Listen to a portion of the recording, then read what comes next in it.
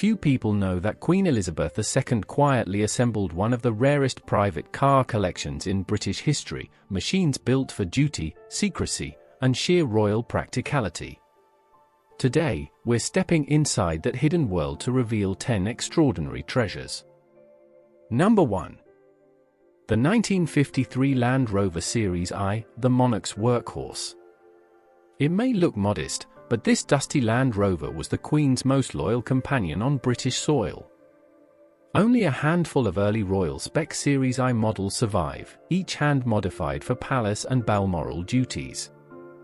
Built in 1953, this model carried a 2.0-litre four-cylinder engine, simple leaf spring suspension, and near-military practicality. Its open sides, custom step plates, and reinforced chassis were designed specifically for estate inspections and rugged terrains across Balmoral. Unlike civilian versions, it had extra mounts for communication gear and bespoke seating. This was the car the Queen used during early tours, countryside visits, and personal escapes into nature. It embodied her well-known preference for practical machinery over luxury. Staff often recalled seeing her drive it completely unaccompanied, just a scarf, gloves, and the Scottish wind. When it was restored decades later, engineers found old map fragments tucked behind the seat, hand-folded, annotated in pencil. It stands as the symbol of a monarch who felt most herself far from ceremony, steering through mud, rain, and quiet hillsides. Number 2. The 1961 Rolls-Royce Phantom V State Limousine. This wasn't just a car, this was rolling ceremony. Phantom V State cars were built in extremely small numbers, and only 2 were crafted exclusively to royal household specifications. Powered by a 6.2-litre V8, the Phantom V cruised almost silently, its heavy sound deadening and long wheelbase chassis designed for dignity rather than speed. It featured custom glasswork allowing crowds a clear view of the Queen. Interior fittings included silk lighting, deep lambswool rugs, and reinforced doors for added security. This limousine served at countless state visits, parades, and diplomatic welcomes throughout the 1960s and 70s. Heads of state, American presidents, European royalty, and Commonwealth leaders rode beside the Queen in this very car. It represented both tradition and a rising modern Britain. During a recent inspection, technicians discovered a tiny forgotten guest card from a 1972 state banquet still tucked inside the door pocket. To see it today is to glimpse an era when Britain's confidence glided on 4 wheels, wrapped in polished black and royal crests. Number 3. The 1986 Jaguar XJ-V12, the Queen's private favourite. This sleek Jaguar was the Queen's secret indulgence, quietly powerful, unmistakably British. Jaguar built relatively few V12 saloons, and almost none were outfitted with the discreet royal modifications seen on this one. Its 5.3-litre V12 engine delivered a velvet-smooth drive, paired with upgraded suspension and reinforced transmission. The Queen's example included special communications wiring, custom controls, and a taller, more upright seating arrangement to match her preferred driving posture. The paintwork was a unique British racing green blend. The Queen used this car frequently for private trips around Windsor and Buckingham Palace. Unlike ceremonial vehicles, this was her personal escape, no drivers, no fuss, just the freedom of the open road. A handwritten parking note from a palace aide was once found under the floor mat, still bearing the Queen's initials. It reminds us that beneath the crown was a woman who simply loved driving British craftsmanship at its best. Number 4.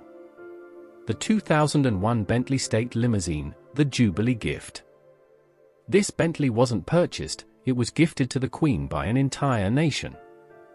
Only 2 state Bentleys exist on Earth, both built exclusively for Queen Elizabeth II's Golden Jubilee.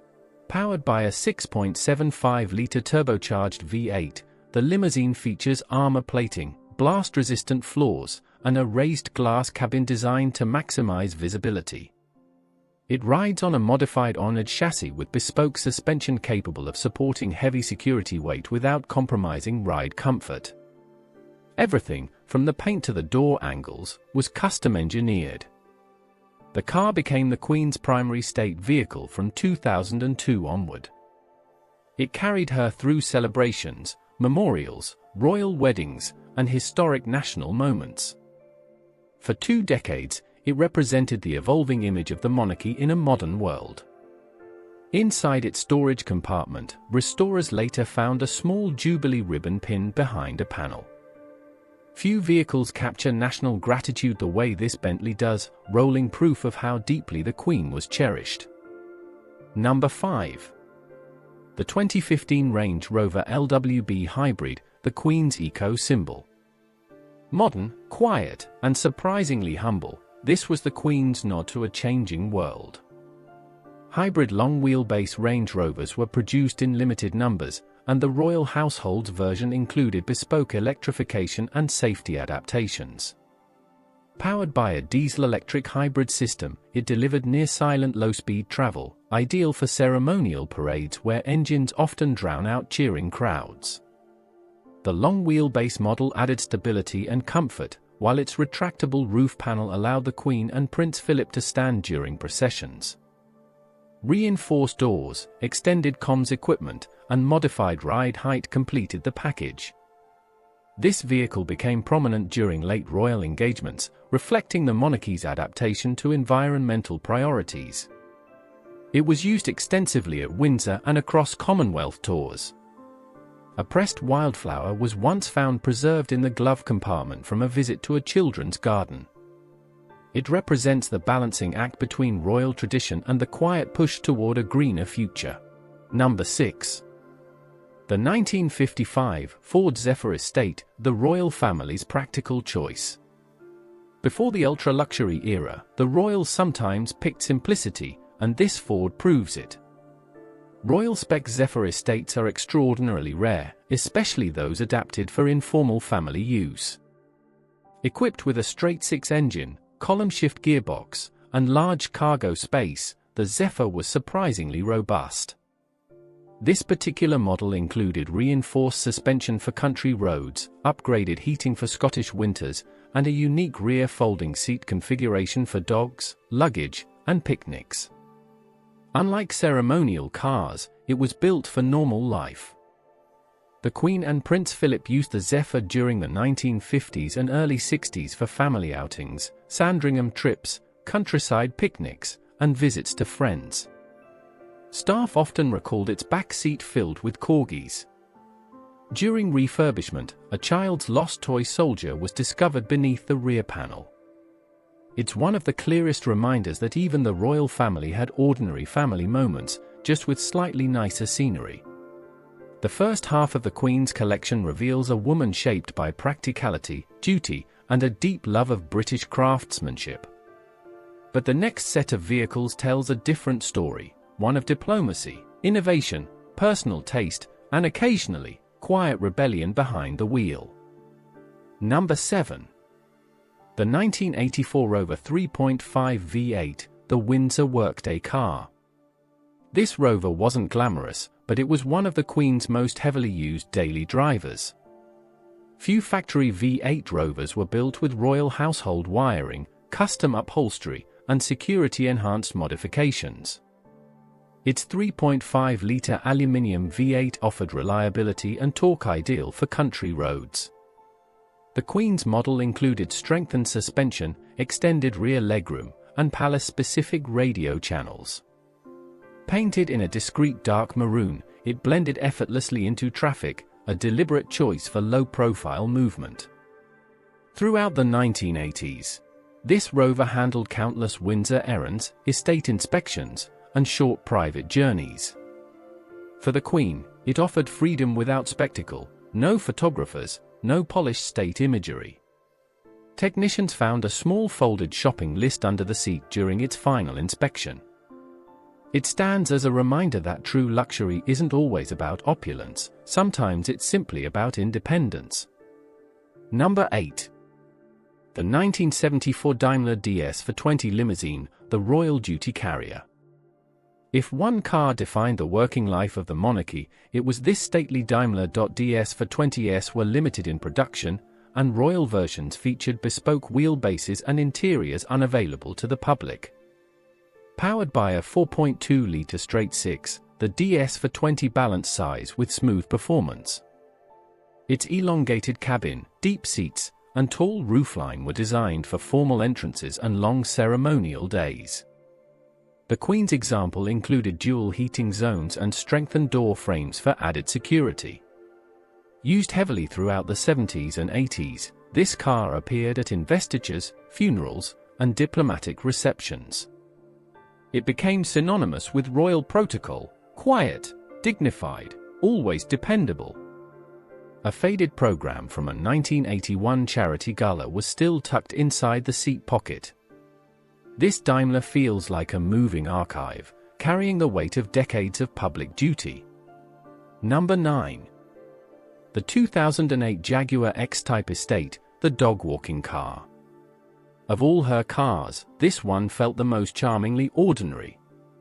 Only a limited number of all-wheel drive X-Type Estates were ordered by the royal household for personal use. Equipped with a V6 engine, permanent AWD, and a surprisingly spacious rear boot, the car was perfect for rural terrain. The Queen's model included washable boot lining for dogs, upgraded durability packages, and extra cabin lighting for nighttime estate drives. Frequently photographed at Sandringham and Balmoral, this Jaguar became her go-to car for dog walks, quiet visits, and casual outings beyond the camera's reach. Restorers found a worn leather dog lead tucked deep inside one of the storage bins. It's a small but beautiful reminder of the Queen's unwavering love for her corgis and countryside freedom. Number 10. The 1960 Rolls-Royce Phantom for the rare monarch's car. Only the world's most exclusive clients got this car, and Queen Elizabeth was one of them. Just 18 Phantom 4s were ever built, reserved solely for royalty and heads of state.